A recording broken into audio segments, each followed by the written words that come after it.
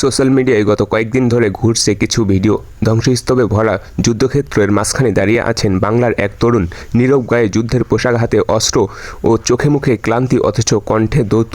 তিনি রাশিয়ার সৈন্যদের পাশে দাঁড়িয়েছেন, নিজের অভিজ্ঞতা জানাচ্ছেন, দেখাচ্ছেন রাশিয়ান প্রযুক্তি, অস্ত্র ব্যাখ্যা করছেন, কী কৌশলে শত্রুদের বিভ্রান্ত করে আঘাত হানেন, কখনো আকাশে কখনো মাটির নিচে। বাংলাদেশি নেটিজেনদের মধ্যে শুরু হয় তুমুল আলোচনা। কে ইনি? কেন তিনি রাষ্ট্রের পক্ষে যুদ্ধ করছেন? বিস্তারিত থাকছে আজকের এই ভিডিও। সোহেল সর্দার নীরবে ফেসবুক প্রোফাইলে জানা যায় তিনি চট্টগ্রাম বাসিন্দা। ঢাকার জুলুম সরকারি কলেজ ও বিশ্ববিদ্যালয়ে পড়াশোনা করেছেন। তার আগে মুরাদপুর আদর্শ উচ্চ বিদ্যালয়ে ৮ সালের ব্যাচের ছাত্র ছিলেন। কিন্তু কিভাবে একজন তরুণ বাংলাদেশ থেকে যুদ্ধ বিধ্বস্ত ইউক্রেনের মাটিতে পৌঁছে গেলেন রাশিয়ার হয়ে যুদ্ধ করতে?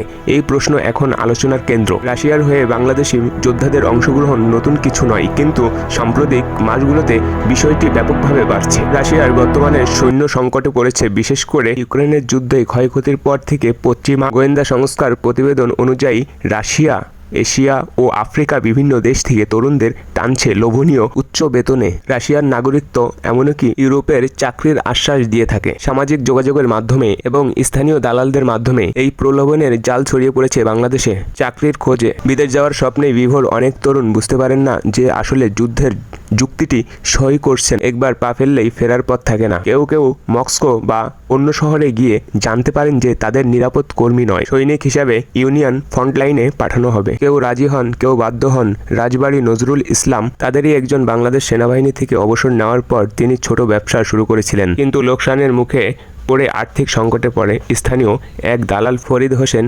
তাকে রাশিয়ার নিরাপত্তা কর্মের চাকরি প্রলোভন দেখান। চলতি বছরের 28শে ফেব্রুয়ারি নজরুল সেখানে গিয়ে প্রথমে তাকে একটি শপিং মলে চাকরির আশ্বাস দেওয়া হয়েছিল, কিন্তু কিছুদিনের মধ্যে তিনি দেখতে পান তাকে সামরিক প্রশিক্ষণের জন্য একটি ক্যাম্পে নেওয়া হয়েছে। এরপর বাধ্য করা হয় রাষ্ট্রের পক্ষে উগ্রনে যুদ্ধ যোগ দিতে। পরিবারের সঙ্গে নজরুলের শেষ কথা হয় 30শে এপ্রিল। তিনি স্ত্রী আইরিন আক্তারকে ফোনে বলেন, টাকা পাঠানো হলো না, দ্রুত যেতে হচ্ছে, যদি কোনো বন্ধু পাও ধরে নিও, আমি আর বেঁচে নেই। সেই ছিল তার জীবনের শেষ বার্তা। এরপর আর কোনো যোগাযোগ হয়নি। 7 মাস পর গত 8 অক্টোবর পরিবার জানতে পারে নজরুল ইসলাম ইউক্রেনে নিহত হয়েছে। এই গল্প এক নজরে নয়, বাংলাদেশ থেকে আরও কয়েকজন যুবক বাংলাদেশে লোভনীয় অফারে সাড়া দিয়ে একই ফাঁদে পা দেন। কেউ নিখোঁজ, কেউ মৃত।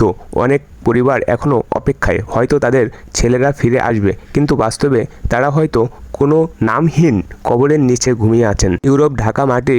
বিশেষজ্ঞরা বলেছেন রাশিয়া তার সেনা সংকট পূরণের জন্য বিদেশি ভাড়াটিয়া যোদ্ধা নিয়োগ করেছে। মালিক অঙ্গ সিরিয়া, এমনকি ভারতে পাকিস্তান থেকে অনেক রাশিয়া সামরিক বাহিনী যোগ দিয়েছেন বলে খবর রয়েছে। এখন সেই তালিকায় যুক্ত হচ্ছে বাংলাদেশ নামক স্থানীয় দালাল চক্র।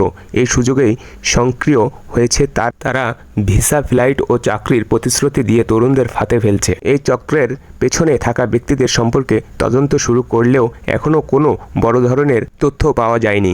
বাংলাদেশি তরুণদের এই যুদ্ধে জড়িয়ে পড়া শুধু মানবিক ট্রানজিটে নয়, বরং জাতীয় নিরাপত্তার কারণ। একবার কোনো তরুণ বিদেশে যুদ্ধে অংশ নিলে সে শুধু একটি দেশের পক্ষেই নয়, বরং আন্তর্জাতিক আইনের চোখে ভাড়াটিয়া সৈনিক হিসেবে অপরাধের তালিকায় পড়ে।